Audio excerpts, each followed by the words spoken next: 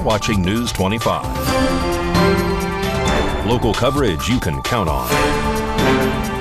News 25 is brought to you by J.K. Nelson Law, voted Best of Las Vegas. Give them a call, 702-727-9900.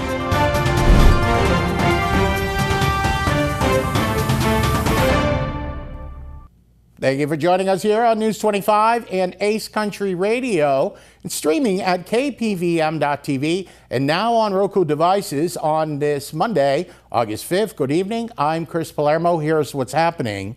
There has been breaking news coming in that a rocket attack at an Iraqi military base has injured U.S. personnel, according to outside sources.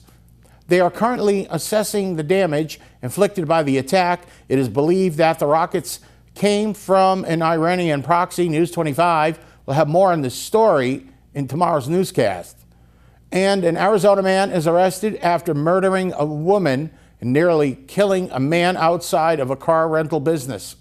On August 3rd at approximately 12:15 p.m., a couple completed their rental car transaction and stepped outside to obtain the car. According to Las Vegas Metro Homicide Section, when the couple was walking down the alley to the parking lot, a white vehicle described as a pickup truck pulled into the parking lot area and parked near the alley. The driver of the vehicle then reportedly began shooting the two individuals. The female was fatally shot and pronounced dead at the scene. The second individual, the male victim, was shot multiple times and retreated back to the store. Medical personnel transported the victim to UMC and has listed him under critical condition. Las Vegas Metropolitan Homicide Lieutenant Jason Johansson briefs the public on this story.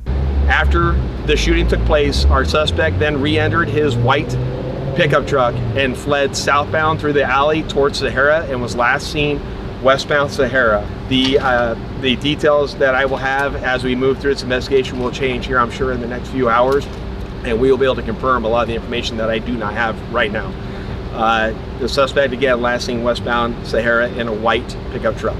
I encourage anyone with any information related to the two people involved that as victims in this incident, if you have any information from prior history, please reach out to the LVP Homicide Section or reach out through Crime Stoppers of Nevada. And one other thing I want to say is this was not a random shooting based on details I just gave you and the details I watched. This was directed at these two people. Throughout the course of this investigation earlier today, August 5th, detectives identified 37-year-old Frederick Lee Blanche Jr. as the suspect in this case. He was taken into custody in Buckeye, Arizona by local law enforcement. Frederick was booked into a local detention facility and is awaiting extradition to Las Vegas, Nevada for multiple felony charges, including open murder.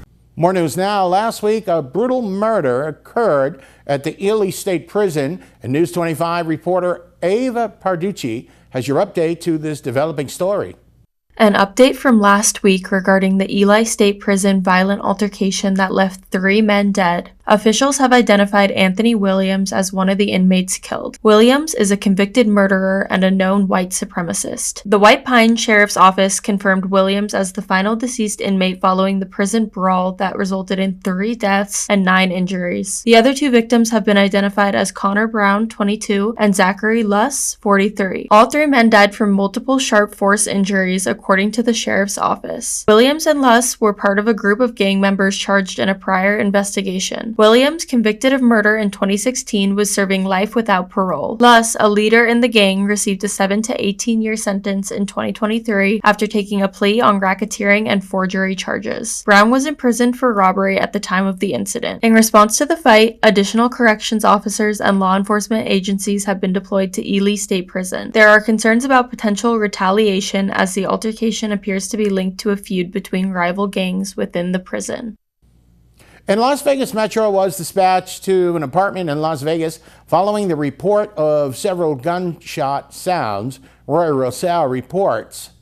Over the weekend, an apartment complex located at Tenya Way in Las Vegas became the scene of a disturbing shooting incident. At around 8 p.m., residents reported hearing gunshots, prompting a rapid response from Las Vegas Metro. According to reports, witnesses observed an individual with a rifle firing shots towards the apartment complex. The witness noted that the shooter subsequently placed the rifle into a truck of a sedan before fleeing the area. This alarming incident led to a series of 911 calls from concerning residents who sought immediate assistance. Upon arrival, officers discovered 8 rifle shell casings on the ground, confirming the number of shots fired. The investigation is currently ongoing, and law enforcement is working diligently to piece together the events that transpired. At this time, police have not identified the suspect or determined a motive for the shooting.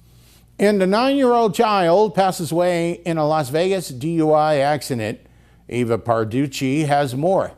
A child tragically died on Saturday afternoon following a suspected DUI-related crash, as reported by the North Las Vegas Police Department. The collision, involving a Corvette and a Jeep, occurred near Ann Road and Simmons Street shortly after 4 p.m. The 9-year-old girl was a passenger in the Corvette and was found unresponsive when officers arrived at the scene. Bystanders had already begun performing life-saving measures before the police arrived. The North Las Vegas Fire Department arrived soon after the crash and transported the child to UMC Pediatrics Hospital, where she was later pronounced dead. The driver of the Jeep was taken to UMC Trauma Hospital with minor injuries. According to NLVPD, the Corvette was traveling southbound on Simmons Street and attempted to turn left at a red light on Ann Road. The Jeep, traveling northbound through the intersection on a green light, collided with the Corvette, causing the Jeep to overturn. The Corvette's driver, 63-year-old Christina Sorensen, remained at the scene and exhibited signs of impairment. She failed sobriety tests and was arrested. Sorensen was taken to the North Las Vegas Community Correctional Center, where she faces charges including reckless driving resulting in death, DUI resulting in death, and child endangerment resulting in death. She is appearing in the North Las Vegas Justice Court today.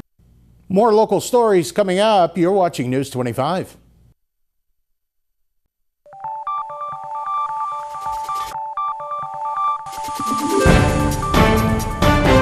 You're watching News 25. Local coverage you can count on.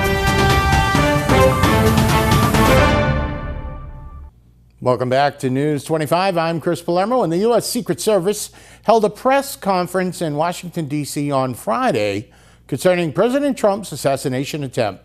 News 25 Las Vegas correspondent Maria Sanders now joins us with statements by its acting director. After the U.S. Secret Service's attempted assassination press conference, many are left even more perplexed at the lack of transparency when it comes to how the firearm actually made it to the roof that day in PA.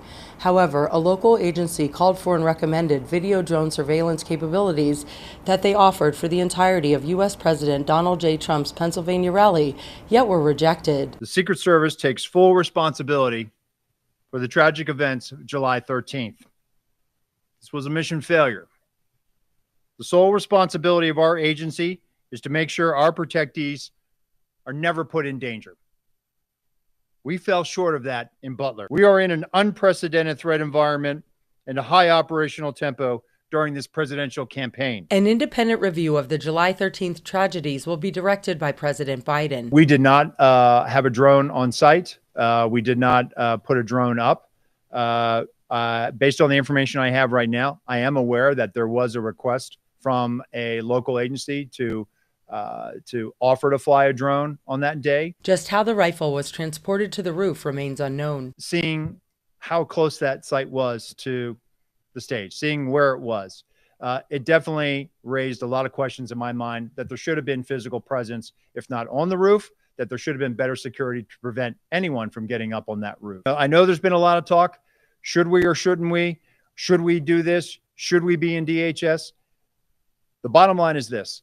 If you want the Secret Service to continue to be the Secret Service and be effective at what it does, it needs to be doing investigations, and it probably needs to be in the Department of Homeland Security until Congress or others have an opportunity to weigh in.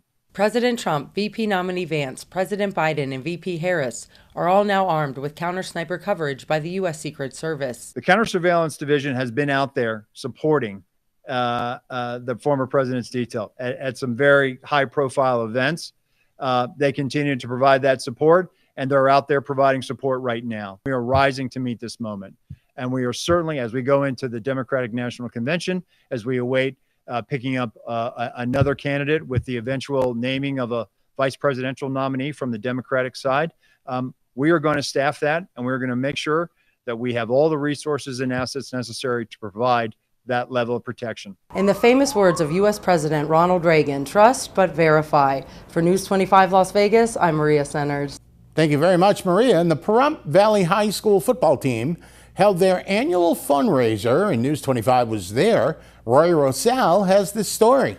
The Pahrump Valley High School football team hosted their annual spaghetti dinner fundraiser and dessert auction over the weekend. This year's team raised approximately $19,360. In the past, head coach Thomas Walker told News 25 that it takes approximately $1,500 per player to get them suited up for the upcoming season. This year, the players have gotten to enjoy some of the fun activities surrounding the game of football, including Trojan Week, which gets everybody into shape and builds teamwork, going to Southern Utah University, and working with many other teams improving their skills. And next week, the boys will get the chance to practice with a real NFL team. The Trojans will be visiting the Raider Stadium next week and training with some of the best football players in the country. This year, the Pahrump Valley High School cafeteria was filled with friends, family, and Trojan supporters, filling the seats until there was nothing left. The team made a post on Facebook thanking the community for everything that they have done. Let's start this football season off great, and the varsity Trojans welcome anyone to come down on August 23rd at 7 p.m. for their first home football game of the 2024 season.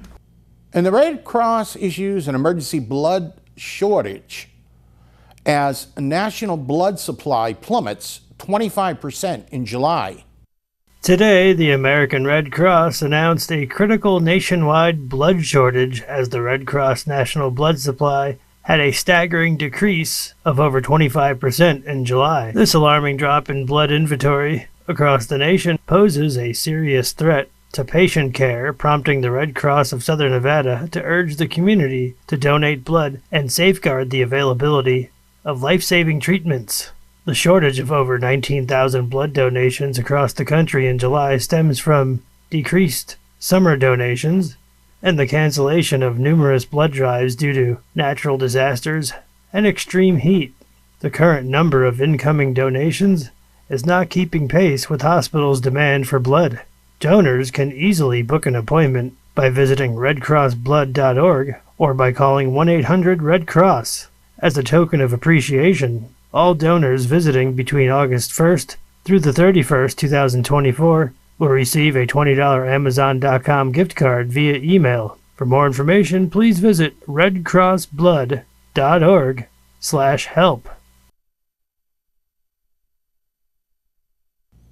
And this past Saturday, Southwestern Wilds held a silent auction fundraiser, and all of the proceeds go to helping maintain the wild Mustangs and burros in Nevada. Anthony Roberts has the story. On Saturday, August 3rd, News 25 spoke with Vicki Ballant and Vanessa Fernandez from the Southwestern Wilds, who held a silent auction at the Lakeview Executive Golf Course. Hi everybody, thanks for joining us tonight. We want to give special thanks to not only our Southwestern Wilds advocates and board members, but also to some of our local corporate sponsors, which would be Andrea here to my right with Hubster, and also Joe O'Paddock with Lakeview Golf Course that was kind enough to open up his doors for us tonight. So we want to give you just a quick little update on our local Mustangs and our burros. Everybody is doing fairly well. We do have some challenges with some of the Mustangs in regards to medical issues, which if you follow us on our Southwestern.org site, please get on board, or our Facebook, you will be updated. So with that said, I want to share with you where we want to go. We've been successful, however, there is so much more to do, and we need each and every one of you to jump on board and help us with our mission. There are so many Mustangs and burros in need, and I get so emotional. So with that said, I'm going to turn it over to Vanessa, one of our board members, that's going to share where we are going and what we need your help with. Hi there. So our big goal and our main goal is helping over 70,000 Mustangs. 70,000 Mustangs are in holding facilities right now through BLM.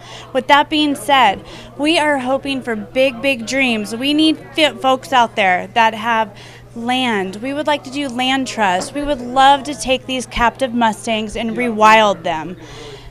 With that being said, we have so many different people in the works that are wanting to volunteer. Our website is southwesternwilds.org. Please visit us. We have everything from a button to donate, volunteer opportunities, educational purposes, and ways to work with the horses. Thank you. The event included classic cars, food, cocktails, auction prizes, and music from the band Perception.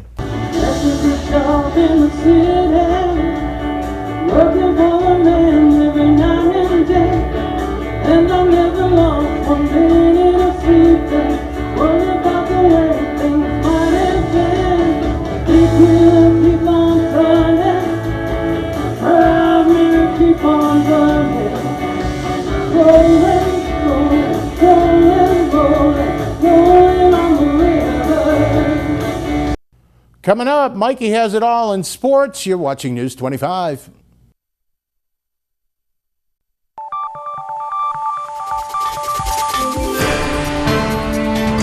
You're watching News 25. Local coverage you can count on. News 25 is brought to you by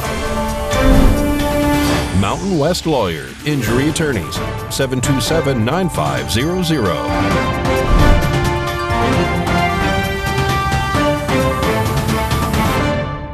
Welcome back to News 25. It's amazing. The U.S. Women's Olympic basketball team extends a win streak to 58 games dating back to the 1992 Barcelona Games.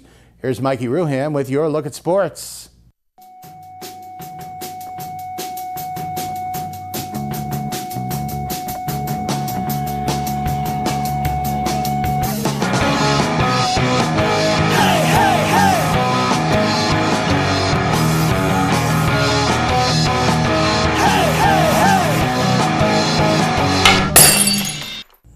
Time now for your News 25 look at sports and streaming at KPVM.TV and now on Roku devices. Las Vegas Aviators scored 3 touchdowns last night against the Albuquerque Isotopes, winning 21-5. Next up for the Aviators, they're off to Salt Lake to play the Bees tomorrow. Stacked with Las Vegas Aces, the U.S. women's basketball team extends Olympic win streak to 58 games, beating Germany 87-68, their record streak to 58 consecutive Olympic wins dating to the 1992 Barcelona Games. Next up, the quarterfinals. And the Vegas Golden Knights president was honored as Humanitarian of the Year. Kim Frank received the award during the 17th annual Vegas Inc. Angel Awards. The event celebrates Southern Nevada's most noteworthy philanthropists. And Pahrump Valley Trojan football raised $19,360 at their spaghetti fundraiser over the weekend. They send a big thank you to the Pahrump community. And that's your look at sports on News 25. News 25 Weather Cam is brought to you by Lerner and Rowe Injury Attorney's Office in Pahrump. In a wreck, need a check? Call 702-877-1500. It's the Lerner and Rowe Weather Cam, and well, no rain. We are still above normal. If you want some rain, there's a slight chance every day in Vegas. Complete forecast up in a bit.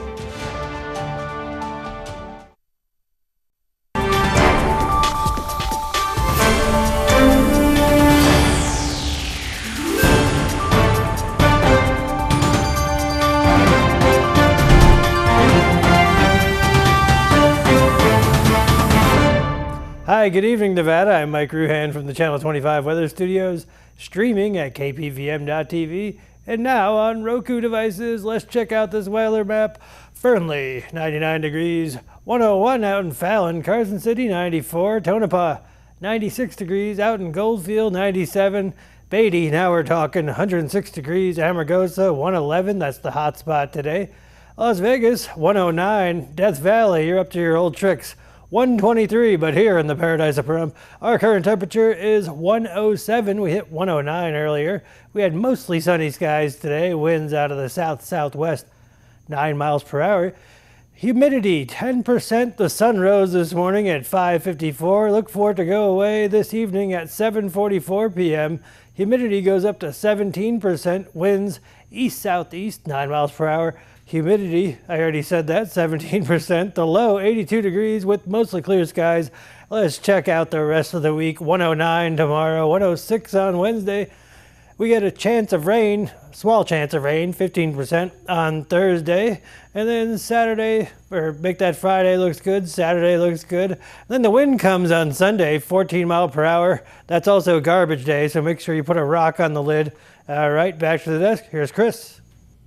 Thank you very much, Mikey. Well, I do miss the 90s, not the decade, the temps. That'll just about do it for us here at News 25. I'm Chris Palermo. Make it a great night.